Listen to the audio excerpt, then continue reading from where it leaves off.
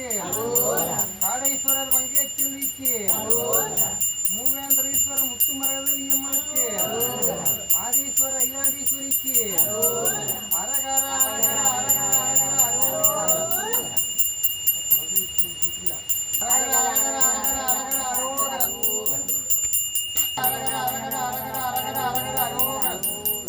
திருநள்ளாறுலையும் அப்படிச்சா மரகதலிங்க தினம் முக்கியமா காலையில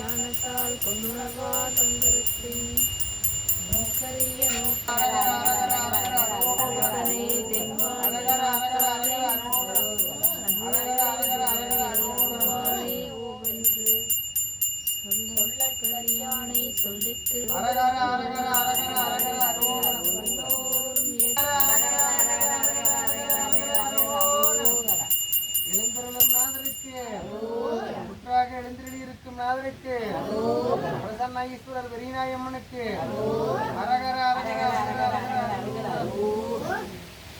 போற்றி போற்றி. ஓம் பிரசன்னஈஸ்வரர் வெறிநாயம்மன் திருவடிகள் போற்றி போற்றி.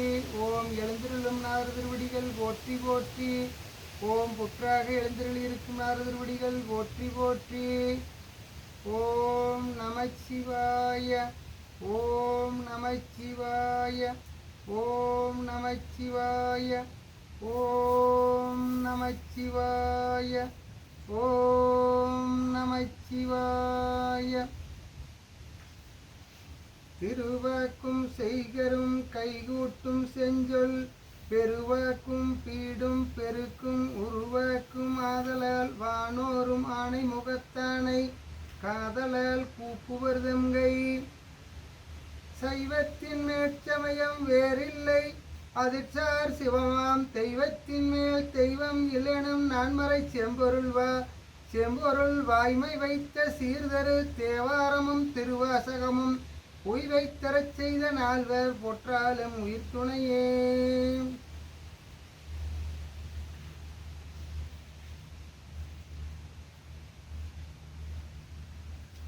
கல்லாளின் புடையமர்ந்த நான்மறை ஆரங்க முதற்கற்ற கேள்வி வல்லார்கள் நால்வர்க்கும் வாக்கிருந்த பூரணமாய் மறைக்கு அப்பாலாய் எல்லாமாய் அல்லதுமாய் இருந்ததனை இருந்தபடி இருந்து காட்டி சொல்லாமல் சொன்னவரை நினையாமல் நினைந்துபவர் தொடக்கை வெல்வாம். பூலியர்கோன் வெப்பொழித்த புகலியர்கோன் கழல் போற்றி ஆழிமிசை கல்மிதப்பில் அணைந்த வீரான் அடி போற்றி வாலி திரு நாவலூர் வந்தொண்டர் பதம் போற்றி ஊழிமலி திருவாத ஊரர் திருத்தாள் போற்றி போற்றி என்று பெரிய புராண நிகழ்வாக கடந்த சில மாதங்களாக 63 நாயன்மார்களாக விளங்கக்கூடிய சிவனடியார்களின் வரலாற்றை சரித்திரத்தை அவங்கள் வாழ்ந்த காலத்தினுடைய நிகழ்வாக பார்த்து கொண்டு வந்ததில் சுந்தரர் என்று சொல்லக்கூடிய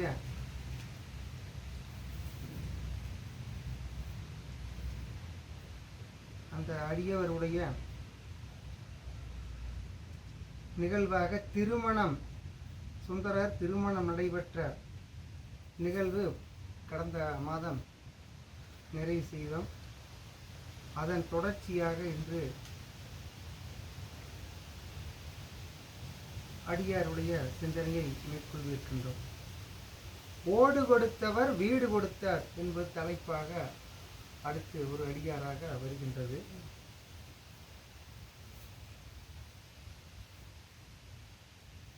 வான்மீகிநாதர் என்று சொல்லக்கூடிய திருவாரூரில் வீட்டிற்கக்கூடிய திருவாரூரில் பிறந்தால் முக்தி, பின்பு தில்லையிலே தரிசனம் என்ற முக்தி, திருவண்ணாமலையை நினைத்தாலே முக்தி, காசியிலே குளித்தால் முக்தி, தீர்த்தம் கங்கை அதாங்க குளித்தால் இறந்தால் எல்லாம் ஒன்று. அதனால இப்படி ராமேஸ்வரம் போன தீர்த்தம் குளித்தால் முக்தி, இப்படி ஒவ்வொரு தலத்துக்கும் ஒரு மகிமை இருக்கிறது. அதுல திருவாரூருடைய தியாகாச பெருமான் வான்மீகிநாதர் விளங்கக்கூடிய சிவபெருமானுடைய ஆலயத்தில் திருமணம் நடைபெற்று சுந்தரர் அவங்க பரவிய நாச்சியார் வீட்டுக்கு அனுப்பி வச்சோம் இல்லையா? இப்போ பார்ப்போம் என்ன நடக்குதுன்னு. அடியெடுத்து கொடுக்க சுந்தரர் அடியார்களின் வரலாற்றை திருத்தொண்ட தொகையாக பாடினார்.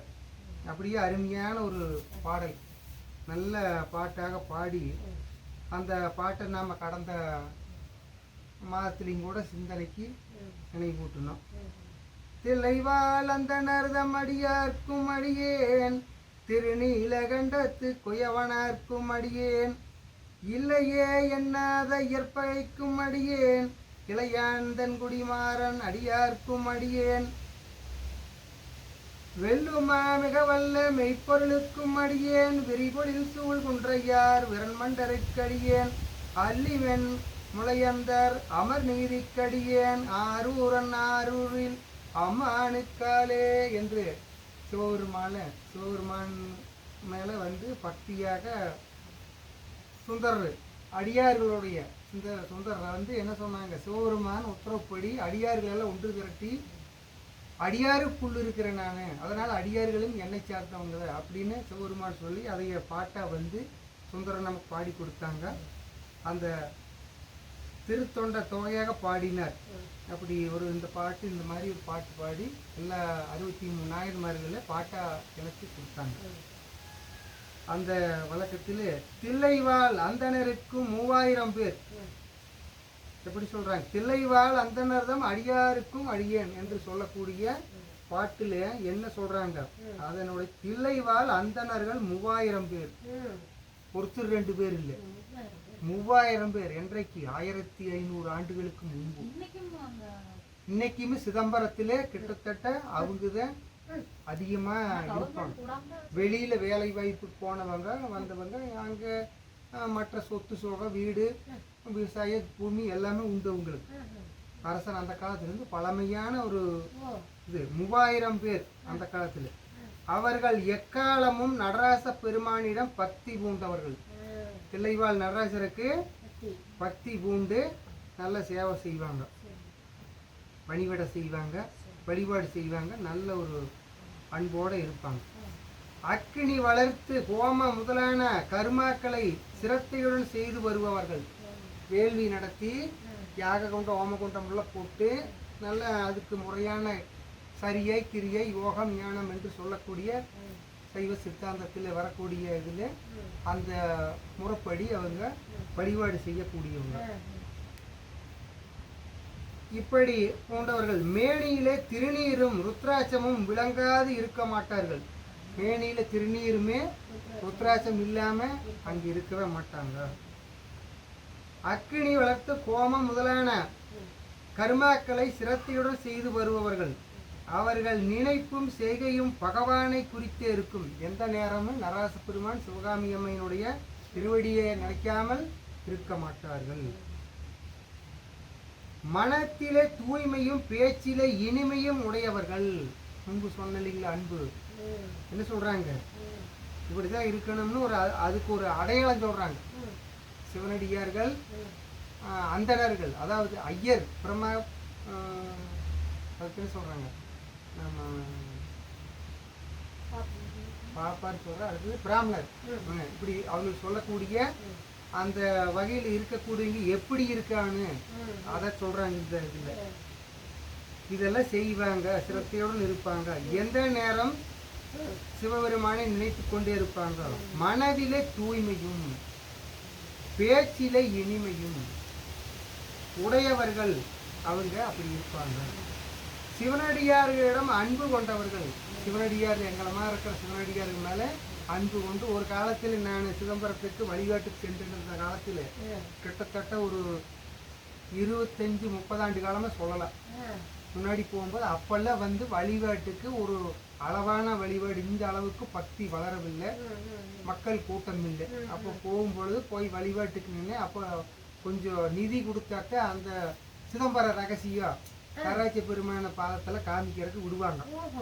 அப்போ வந்து அன்னைக்கே 200 ரூபா, அதுக்கு 200 ரூபா கொடுத்தாத்த உள்ள விடுவான்ட்டாங்க. நான் அந்த ரகசியம் என்னன்னு தெரிஞ்சுக்கணும் ஒரு ஆவாவில் பணத்தை கட்டி தயார் நிலையில் இருந்து, அது வரிசை பிரகாரம் தான் விடுவாங்க ஒவ்வொருத்தரா. அப்புறம் அதுல போகும்பொழுது நமக்கு அந்த வாய்ப்பு கிடைச்சது. போனேன், அந்த சிதம்பர நடராசருடைய திருவடியை தரிசனத்தை காமிச்சாங்க. பின்பு ரகசியம் சொல்லிட்டு தங்கத்தால் வில்வ மாலை மேல இருக்கு, அதுக்கு மேல பார்த்தா ஆகாயம் தெரியும். சிதம்பர ரகசியம்ங்கிறது அங்க ரகசியம் சொல்றது தானே தவிர மேல வந்து அப்படி ஒரு நிகழ்ச்சி. அதில் நிறைய தேவாதிகள்ல உள்ள படமா சித்திரமா எழுதியிருக்கிறாங்க, ஒவ்வொரு மாட்டு உள்ள இருக்கிறது. அப்படி ஒரு நிகழ்வு. அந்த இறைவனுக்கு தொண்டு செய்வதை தமது மூச்சாக கொண்டவர்கள். அப்படி ஒரு அற்புதமான சிவனடியார்களை கண்டு அன்பா கூப்பிட்டு அப்படியெல்லாம் செய்யக்கூடியவங்க. அவங்கள பெருமையா சொல்லிக்கிறாங்க. இத்தனை பேறு பெற்ற அடியார்களை தகுந்த முறையில் கௌரவிக்க எம்பெருமான் இச்சை கொண்டார் போலும்.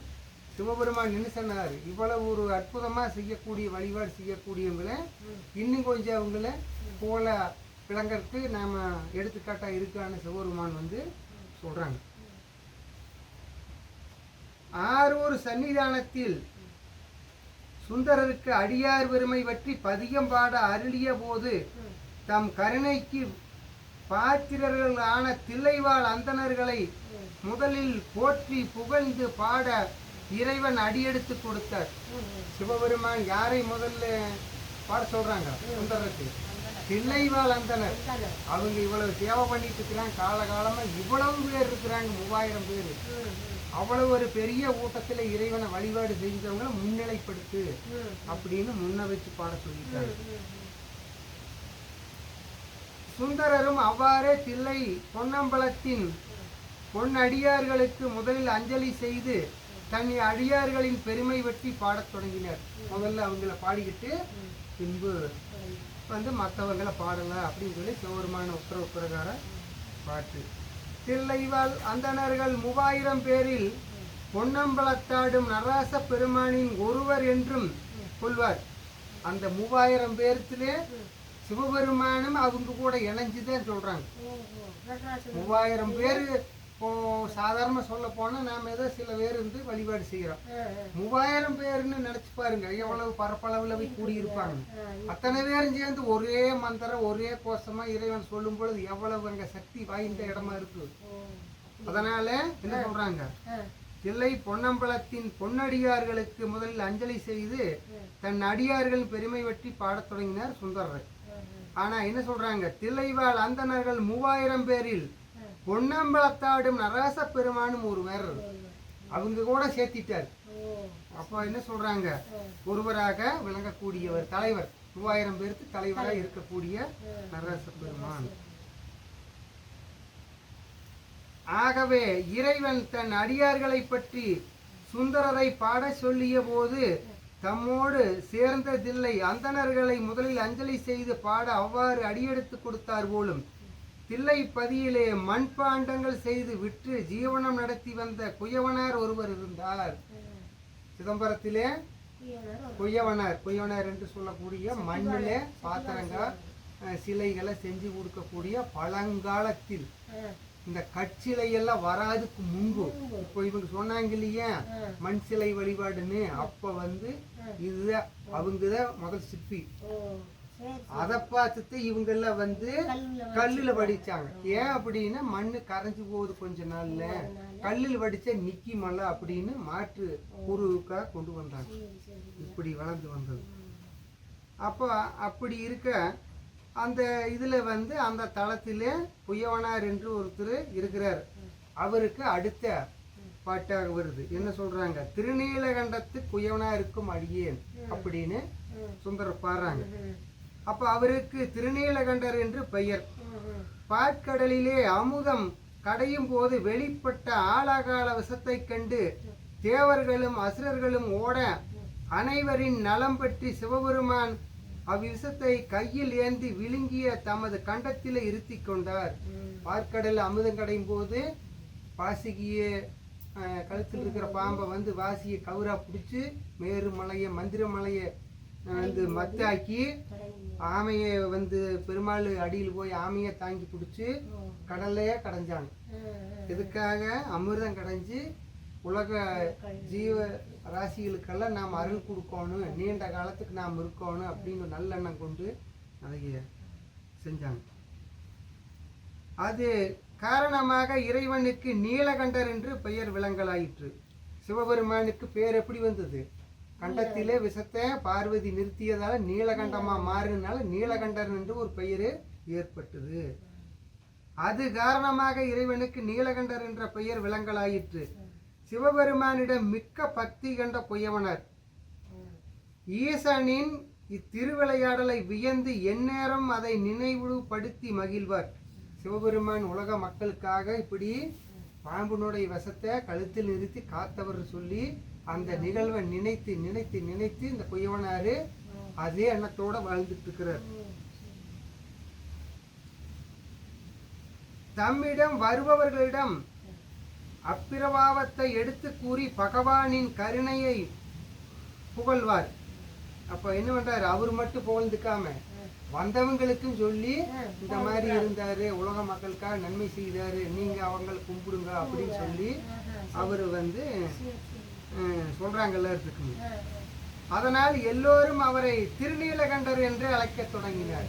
இந்த நீலகண்டர் சொல்லி சிவபெருமான அந்த நீலகண்டர் புகழ்ந்து பாடும்போது திருநீலகண்டர். அப்ப இறைவன், திரு என்றால் இறைவன், நீலகண்டர்னு பெயர். அவருக்கு நீலகண்டர், இவருக்கு நீலகண்டர். அப்ப என்ன செஞ்சாங்க? சிவனுடைய அருள் இவர்கிட்ட இருக்குது, அப்ப இவரு திருநீலகண்டர் அப்படின்னு பெயர் சூட்டிட்டாங்க.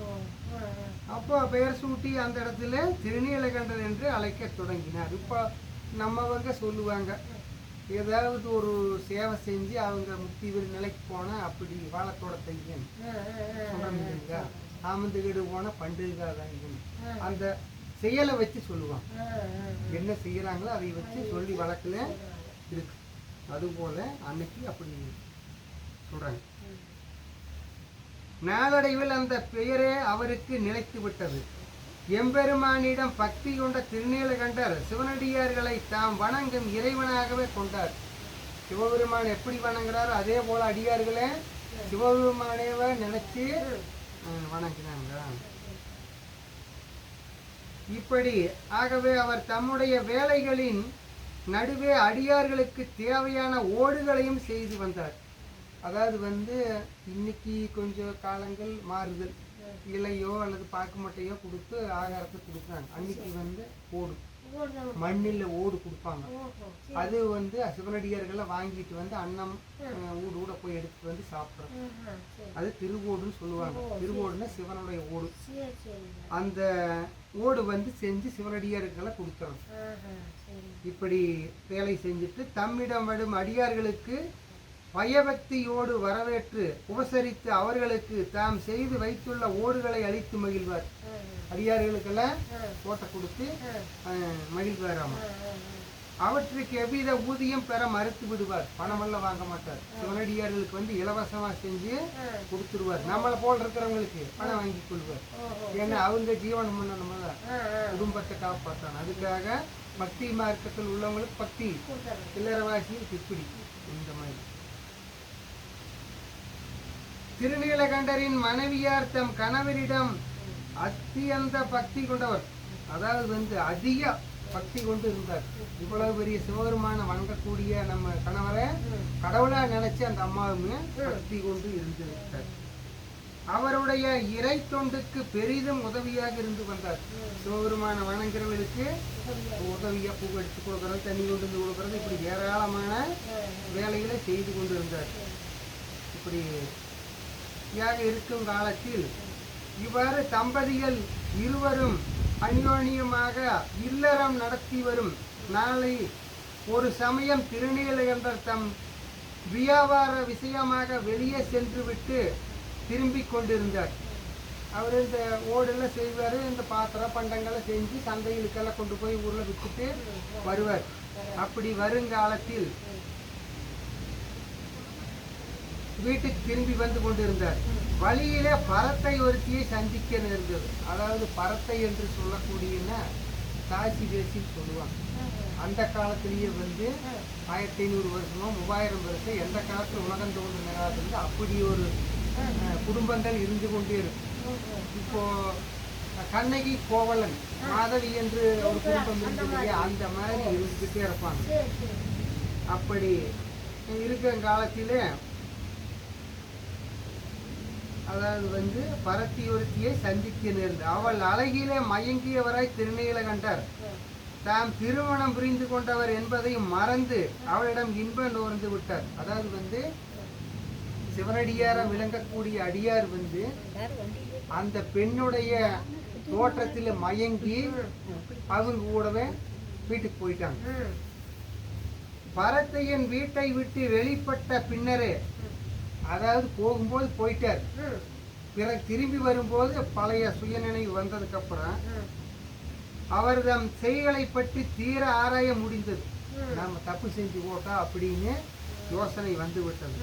தம் மனைவிக்கு துரோகம் விளைவிக்கும் வகையில் நடந்து கொண்டு விட்டோமே என மனம் நொந்து வருந்தினார். தப்பு செஞ்சு போட்டா அப்படின்னு வருந்தினார்.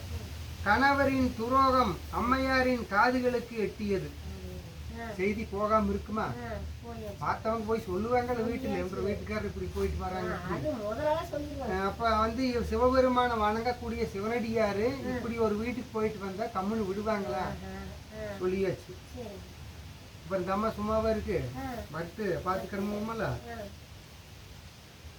கணவரின் துரோகம் அம்மையாரின் காதுகளுக்கு எட்டியது. அதற்காக அவரிடம் கோபித்து சண்டை பிடிக்கவில்லை. இந்த ஆள் இப்படி போயிட்டான்னு சண்டை போடல. பின்ன என்ன பண்ண போறாங்க பாப்போமா?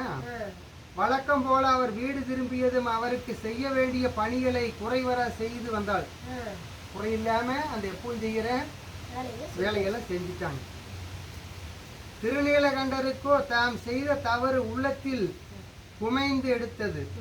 மனைவிக்கும் செய்தி எட்டிவிட்டது என்பதையும் அறிவார். அவருக்கும் தெரிஞ்சு போச்சு.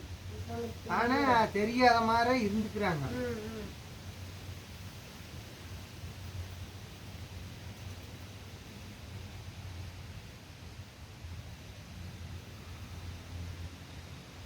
வீடு திரும்பியதும் பெரும் பூசல் ஏற்படக்கூடும் என்று பயந்தார். வீட்டுக்கு போன சண்டை நிறைய நடக்குமல்ல, சும்மாவே இருக்கு இப்படி என்று அவரு நினைச்சுக்கிட்டார்.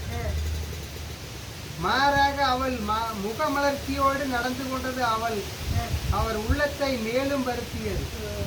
இவ்வளவு அன்பா வரவேற்று உபசாரம் பண்ற வீரை விட்டுட்டு வேற பக்கம் போயிட்டு பின்னியுமே அவருக்கு மனசுக்கு ரொம்ப வருத்த வேதனை. அவளிடம் உண்மையை கூறி தவறு நேரிட்டதற்கு வருந்துவதாக தெரிவித்தால் தான் உள்ளம் அமைதியுறும் என தோன்றியது. இதை சொல்லிடல, தப்பு நடந்து போச்சுன்னு அவர்னால அதை வச்சிருக்க முடியவில்லை. உணவு அருந்தியபின் மெதுவாக பேச்சை எடுத்தார். சொல்லியாகணுமல்ல, நான் மனதறிந்து அந்த காரியத்தில் ஈடுபடவில்லை. என் காரியம் சரிதானா என்று சிந்தித்து பார்க்கும் மனோநிலையை இழந்து விட்டிருந்த நேரத்தில் அத்தவறு நேரிட்டது தெரியாம நான் இப்படி மயங்கி ஏமாந்துட்டேன் அப்படின்னு சொல்லியாச்சு. அதற்காக நான் வேதனையும் துடித்துக் கொண்டிருந்தேன். என்னை மன்னித்து விடு என்றார். மன்னிப்பு கேட்கிறார். அந்த அம்மையார் அப்போதும் வாய் திறந்து பதில் பேசவில்லை. தன் காரியங்களில் முனைத்திருந்தாள். மனசுக்குள்ள வச்சுட்டு வெளியே சொல்லாம அப்படி இருந்தாங்க. அவர் சமாதானம் அடைந்து விட்டாள் என்று எண்ணினார். சமாதானம் ஆயிட்டான்னு சொல்லி இவர் நினைச்சிருக்கிறார். ஆனா ஆகவில்லை. திருநீலகண்டர் இனி இம்மாதிரி நிகழ்வுக்கு ஒருபோதும் அனுமதிக்க மாட்டேன் என்று சொல்லியபடி அவளை அப்படியே கொஞ்சம் தட்டி கொடுக்கிற மாதிரி ஒரு பாவனை பண்றார். நெருங்கினார். பரபரப்போடு அந்த அம்மையார் 2 அடி பின்னால் நகர்ந்தார். எம்மை தீண்டுவாராயின் திருநீலகண்டம் என்றார்.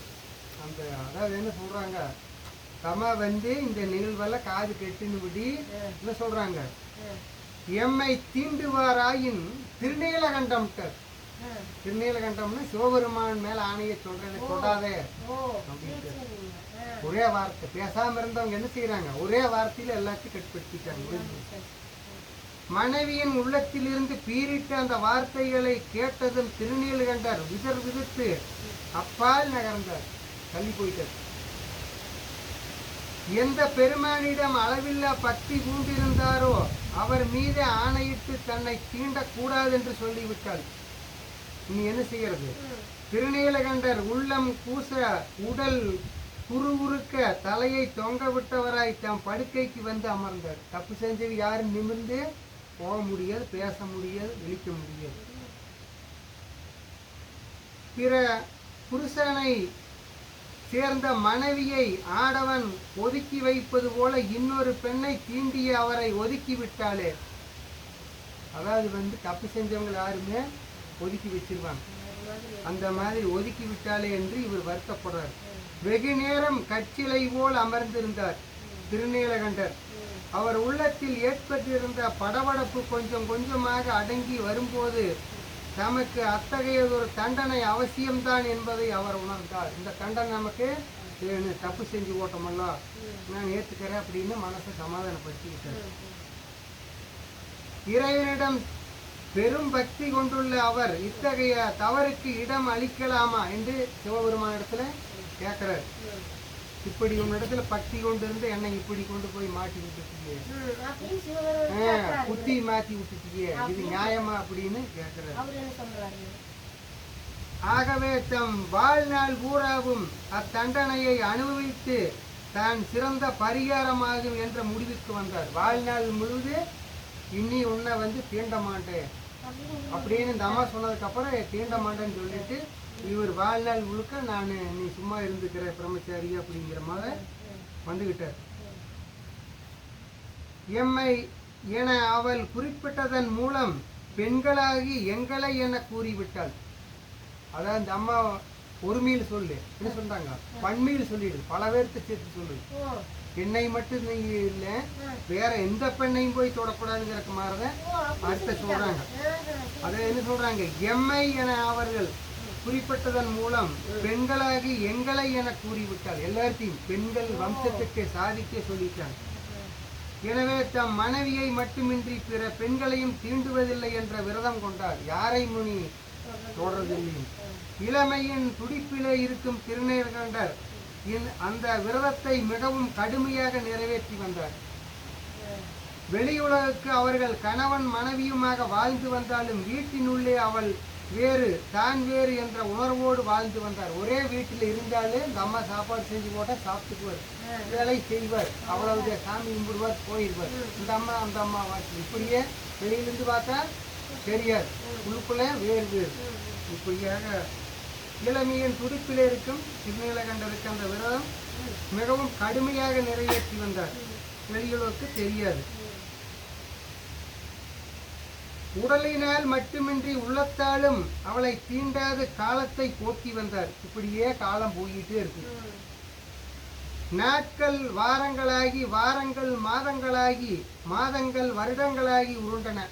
எப்படி ஓடுது? 4 வாரமாகி, வாரம் மாசமாகி, மாசம் வருஷமாகி, கடகடன்னு போயிட்டு இருக்குது.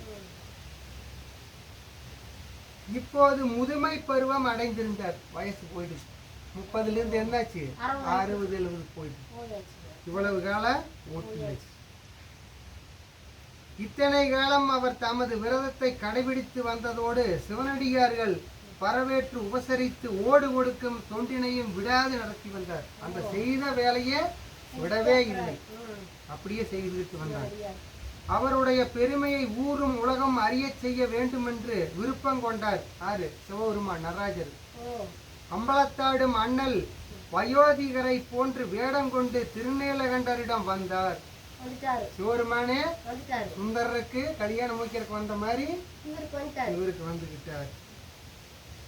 வயோதிகரான சிவனடியார் ஒருவர் தம்மை தேடி வருவதை கண்டதும் திருநீலகண்டருக்கு சந்தோஷம் தாங்கவில்லை. இப்படி ஒருத்தர் நம்ம பார்க்க வராங்கன்னு பிரிப்பட்டு இருந்திருக்கிறார். அவரை பணிந்து வணங்கி வீட்டினுள் அழைத்து சென்று உபசரித்தார். பெரியவரே, தாங்கள் என்னை தேடி வந்ததன் நோக்கம் குறித்து நான் மிக்க சந்தோஷம் அடைகிறேன். என்னால் தங்களுக்கு ஆக வேண்டிய காரியம் ஏதாகிலும் இருந்தால் அதை தெரிவிக்க வேண்டும் என்று பணிவோடு வேண்டினார். எதுக்காக இங்க வந்திருக்கிறீங்க அப்படின்னு சொல்லி கேக்குறாங்க. ஐயனே, உன்னால் ஆக வேண்டிய காரியம் ஒன்றுள்ளது. சிவனடியார்களுக்கு நீ தொண்டு செய்து வருகிறாய் என்று கேள்விப்பட்டு உன்னை தேடி வந்தேன் என்று அவர் தம்மிடம் இருந்த திருவோட்டை திருநீலகண்டரிடம் நீட்டினார். சிவபெருமான் வச்சிருந்த ஓட்டை எங்க கொடுத்தாங்க? எல்லாத்துக்கு இவர் கொடுத்துட்டு இருந்தாரு. அவர் என்ன பண்ணாரு? இவர்கிட்ட கொண்டு வந்து கொடுக்கிறார். சரி, நீட்டினார். பவியமாக அதை பெற்றுக்கொண்ட திருநீலகண்டர், அன்புக்கு உரியவரை நான் என்ன செய்ய வேண்டும் கேட்கிறார். இதை கொடுத்துட்டீங்க, நான் என்ன செய்யறது அப்படின்னு கேட்கிறார். இதற்கு பதிலாக வேறு ஓடு தர வேண்டுமா என்று கேட்டார். வேற கொடுத்துட்டா இதை வச்சுக்கிட்டு ஏன் கொடுத்தீங்க எனக்கு தெரியாது அப்படின்னு கேட்கிறார். வந்தவர் சிரித்தார். அப்பனே, இந்த ஓட்டை பற்றி உனக்கு தெரியாது. இந்த ஓடு அவ்வளவு மகிமை வாய்ந்ததுன்னு உனக்கு தெரியாது. இதனுள் எதை வைத்தாலும் புனிதமாகிவிடும். அது அச்சய பாத்திரமாச்சு, புண்ணியம் செய்யக்கூடிய ஓடு. அவ்வளவு பெருமை வாய்ந்ததாகும். எனக்கு வேறு ஓடு தேவையில்லை. இதை சிறிது காலம் நீ பத்திரப்படுத்தி வைத்திருந்து கொடுத்தால் போதும். நீ வச்சிருந்து திரும்பி நான் வருவேன் சுதந்திரமாக கொடுத்துருக்க. நான் கவனிக்க வேண்டிய காரியங்களை முடித்துக்கொண்டு திரும்பவும் வந்து பெற்றுக்கொள்கிறேன் என்று சொல்லி இந்த ஓட்டை கொடுத்துக்கிட்டு சிவபெருமான் புறப்பட்டார். எனக்கு வேண்டியவர்கள் எத்தனையோ பேர்கள் இருக்கிறார்கள். ஆயினும் நீ அடியார்களிடம் அன்பு பூண்டு ஓடு செய்து பணம் வாங்காமல் அவர்களுக்கு கொடுத்து வருவதால் உன்னிடம் இந்த ஓட்டை பத்திரமாக கொடுத்து வைக்கலாம் என்று நினைத்தேன். பணம் வாங்காம கொடுத்தனால உங்ககிட்ட பத்திரமா இருக்கு, அடியார்களுக்கு கொடுக்கறனால நீ நம்பிக்கைக்குரியவே அப்படின்னு சொல்லி கொடுத்துக்கிறார். பெரியவரே, தாங்கள் நிம்மதியாக சென்று பாருங்கள். உங்கள் ஓடு என்னிடம் பத்திரமாக இருக்கும் என்ற திருநீலகண்டர் உள்ளே சென்று பத்திரமான இடம் ஒன்றில் பெரியவர் கொடுத்த ஓட்டை வைத்து விட்டு திரும்பினார். பெரியவரும் விடைபெற்று சென்றார். ஓடு சிவபெருமானுடையது அங்க இருக்குமா? திரும்ப அவருக்கே போயிருமாச்சு. அதனால சோதனை பார்க்கிறாங்க. அதன் பிறகு பல நாட்கள் ஓடிவிட்டன. சிவனடியார் வந்ததும் ஓட்டை கொடுத்து சென்றதும் திருநீலகண்டருக்கு மறந்து விட்டது எனலாம். ஓடு கொடுத்துட்டு போனதை ஞாபகம் இல்லை. பல காலம் கழிச்சு வந்து அவரும் வயோதிகமா மாறி வருவார். இவருக்கும் போச்சு ஞாபகம், மறதி முடிஞ்சு போச்சு. இவ்வாறு இருந்து வருகையில் அந்த வயோதிக சிவனடியார் ஒரு நாள் திருநீலகண்டரை தேடி வந்தார். இந்த ஓட்டை வாங்கணுமல்ல. அப்பனே, போன இடத்தில் ஏதோ காரியங்கள் நான் சொல்லி சென்றது போல் திரும்ப முடியவில்லை. சீக்கிரம் வரலான்ட்டு போனேன், விரைவா வர முடியல. கொஞ்சம் காலதாமதமாகி போச்சு. அந்த ஓட்டை கொண்டா இப்போதுதான் வர முடிந்தது. ஓடு பத்திரமாக இருக்கிறதல்லவா என்று கேட்டார். ஓடு பத்திரமா இருக்குதல்ல, இது தெரியுமல்ல, நம்ம கிட்ட வந்துட்டு இவருக்கு கேட்கிறாரு, இருக்குதல்லவா அப்படின்னு என்று கேட்டார். அப்போதுதான் திருநீலகண்டருக்கு ஓடு பற்றி நினைவு வந்தது. ஓடி கொடுத்துட்டு போனாங்க நினைவே. அப்போ இந்த ஓடுறாரு. அப்புறம் பெரியவரே பத்திரமாகத்தான் இருக்கிறது சொல்றாரு. எடுத்து வரவா என்று கேட்டார். கொண்டு வா அப்பனே, அதை பெற்று செல்லத்தான் நான் வந்திருக்கிறேன் என்று சொல்றார். திருநீலகண்டர் உள்ளே சென்றார். அத்தனை கால பத்தில் காரியம் முடிய செய்து விடுவாரா பகவான்?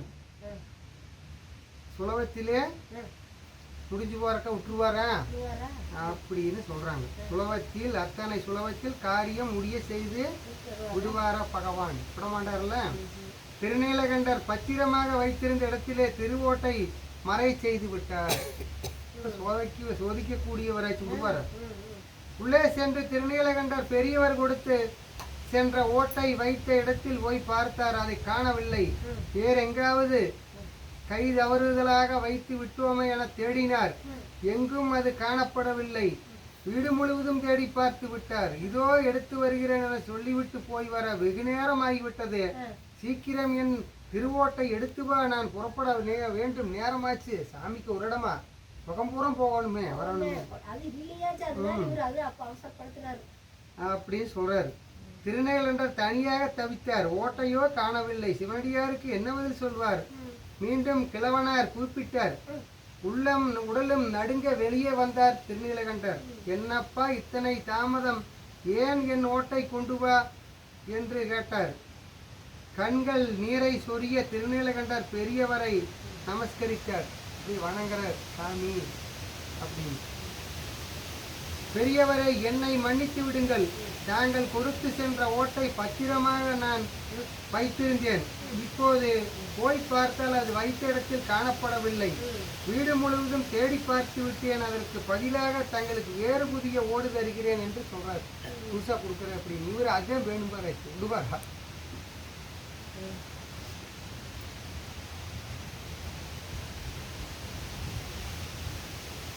பெரியவரின் முகத்தில் கடுமையாக பரவியது. திருநீலகண்டரை கோபத்தோடு பார்த்தார்.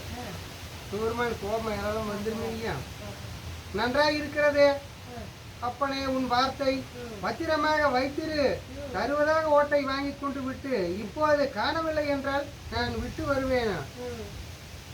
விடுவேனே என்று கேட்டார். நான் அதை வைத்திருந்த இடம் மிகவும் பத்திரமான இடமே. எப்படி தவறு இருக்கிறது? அதற்கு பதிலாக புதிய ஓடு செய்து தருகிறேன் என்று மீண்டும் சொல்றார். கருணை கொன்று பெற்றுக்கொள்ள வேண்டும் என்று மன்றாடினார். அந்த ஓடு கிடைக்காது, நீ பூஜா செஞ்சுச்சார சிவனே விடுங்க அப்படின்னு சொல்லி கெஞ்சுறார். பெரியவர் சம்மதிக்கவில்லை.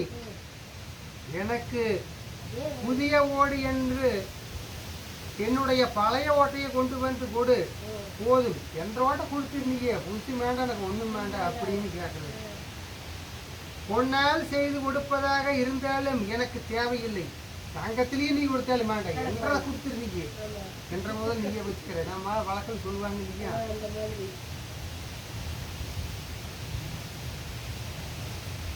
திருநீலகண்டர் அந்த கிழவனாரிடம் மன்றாடினார். வேறு ஓட்டை பெற்றுக்கொண்டு தம்மை பழி சூழ்வதென்றும் காப்பாற்றுமாறு வேண்டினார். பழி சொல்லுக்கு ஆளாகாம காப்பாற்றுங்க, ஓட்டை வந்து மோசடி செஞ்சு போட்டான்னு பேரு வந்துரு அப்படின்னு சொல்லி கேட்கிறார். கிழவர் ஏளனமாக சிரித்தார். இதன் சிரிப்பாங்க. அடடா, என்ன ஆச்சரியம்! பழி சூழ்ந்து விடுமோ என அஞ்சுகிறாயோ? பழி வந்துடும் அஞ்சுறாயா? உன் வார்த்தையை நம்பி விடுவேனா என்று நினைக்காதே. எந்த பொருளை வைத்தாலும் அதை புனிதமாக்கி விடும் என்று சொல்லி ஓட்டை கொடுத்தேன் அல்லவா? ஆகவே அதை உன்னிடமே வைத்துக் கொள்ள வேண்டும் என்று எண்ணம் கொண்டிருக்கிறாய் போலும். நான் அதை அப்படி சொன்னதுனால நீ இதை கொடுக்கக்கூடாது, மனசு வந்து இந்த பொருள் எதை வச்சாலும் புண்ணியமாக்கின்னு சொன்னதுனால நீ கொடுக்க மாட்டேங்கிறியா அப்படின்னு சொல்லி கேட்கிறாரு. அதனால் தான் ஓடு காணவில்லை என்று கூறுகிறாய். என்னுடைய பழைய ஓட்டை கொடுத்து விடு, இல்லையேல் உன்னை சும்மா விட்டு விடமாட்டேன். ஊரை கூட்டி உன் திருட்டுத்தனத்தை முறையிட்டு ஓட்டை வாங்கி கொண்டுதான் இங்கிருந்து நகர்வேன் என்று சாமி உத்தரவா சொல்லிட்டாங்க. கதை கொஞ்சம் நெருக்கமா போகுது, காலம் ஓடிக்கிட்டு இருக்குது. நிறைவு பண்ணிடலாம். மணி எவ்வளவு போயிட்டு இருக்கு பாருங்க.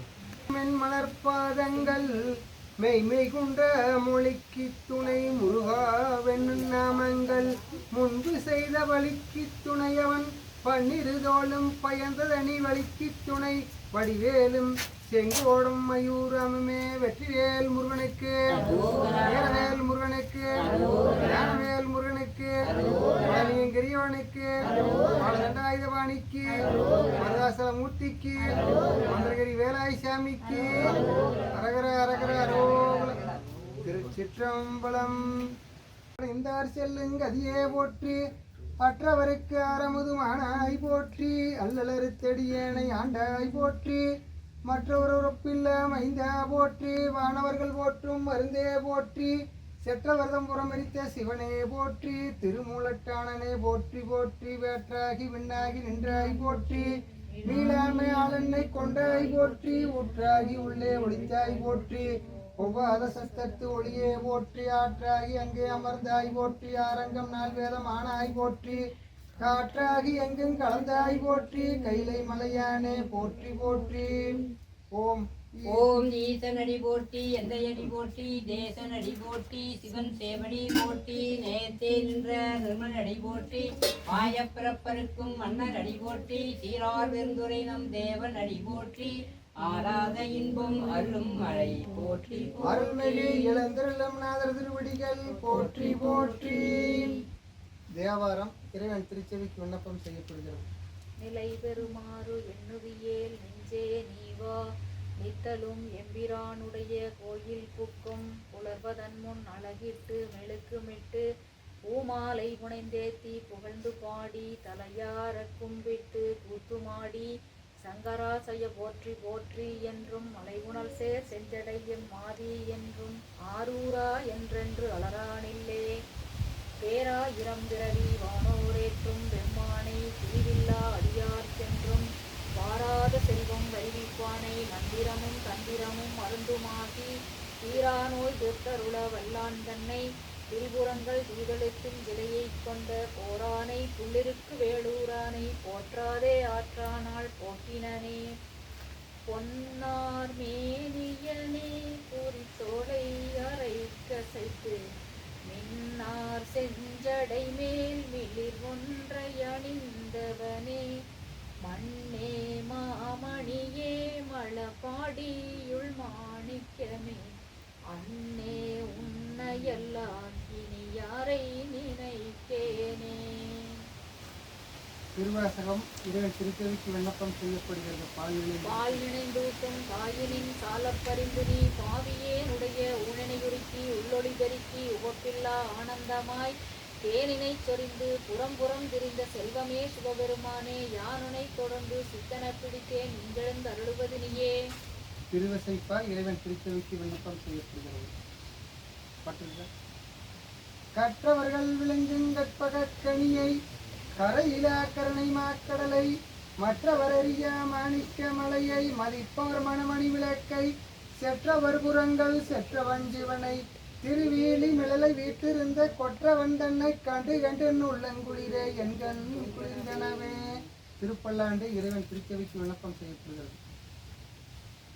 பாட்டு மண்ணுகதில்லை வளர்கணம் பத்தர்கள் வஞ்சர் போயகல பொன்னின் செய் மண்டபத்துள்ளே புகுந்து புவனி எல்லாம் விளங்க அண்ணனடை மடவான் உமைகோன் அடியோம கருள் புரிந்து பின்னை பிறவியறுக்க நிறுகந்த விட்டற்கு பல்லாண்டு கூறுதுமே.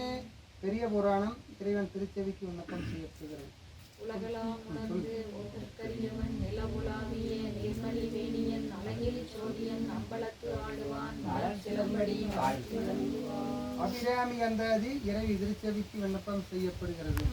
உதிக்கின்ற செங்கதிர் உச்சி திலகம் உணர்வுடையோர் மதிக்கின்ற மாணிக்கம் மாதுளம் போது மலக்கமலை துதிக்கின்ற மின்கொடி மென்கடி குங்கும தோயமென்ன விதிக்கின்ற மேனி அபிராமி என்ற விதித்துணையே.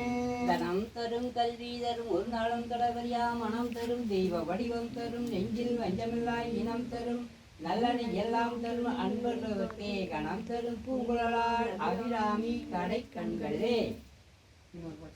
ஆத்தாளை எங்கள் அபிராம வழியை அன்னமெல்லாம் பூத்தாளை மாதுளம்பூ நிறத்தாளை புயடங்க காத்தாளை அங்கையில் கையில் பாசாங்குசும் கல்லும் வில்லும் சேர்த்தாளை முக்கணியை கொள்வார் பொது தீங்கினையே. முருகப்பெருமானுக்கு திருப்புகழிலிருந்து ஒரு பாட்டாக வருகின்றது. நமச்சிவாய ஓம் நமச்சிவாய. விசுவாச ஆண்டு புரட்டாசி மாதம் 7ஆம் நாள் செவ்வாய்க்கிழமை இன்று நாளும் கோளும் நன்னிலை பொருந்திய நன்னாளில் எழுந்தருளும் நாதருக்கு 402வது அஸ்தம் விண்மீன் நன்னாளில் வழிபாடுகள் செய்திருக்கின்றோம். இந்த நன்னாளான இன்று வேண்டுதல் விண்ணப்பமாக திருமண தடைகள் விலகி திருமணம் நடைபெறவும் குழந்தை பாக்கியம் கிடைக்கவும் விவசாயம் தொழில் வியாபாரம் வளர்ச்சி அடையவும் நோய் நொடிகள் இல்லாமலும் நல்ல மழை பெய்து விவசாயம் செழிக்கவும் எங்களுக்கும் எங்கள் குடும்பத்தாருக்கும் அறம் பொருள் இன்பம் வீடு எனும் நாட்பயணம் பொருந்தி நன்னிலை எய்தவும் நீண்ட வாழ்நாள் பெருகவும் மங்கள வாழ்வெய்தவும் திருவருள் பெருகவும் அருள்மிகு எழுந்தருளும் நாதர் பொன்னார் திருவடிகளில் மலர் தூவி வழிபாடு செய்கின்றோம். திருச்சிற்றம்பலம்.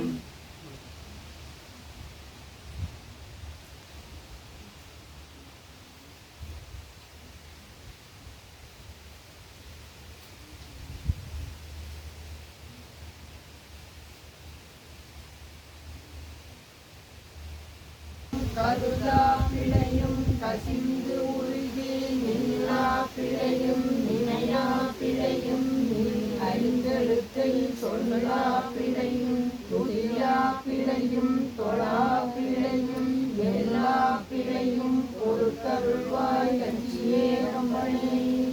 வான்முகில் வளாது ஒழிக மணிவளம் சுரக்க மன்னன் பொன்முறை அரசு செய்க குறைவிலாது வாழ்க நான்மறை அரங்கள் ஓங்க நற்றவம் வேள்வி மல்க மேன்மைகொள் செல்வநிதி விளங்குக உலகமெல்லாம்.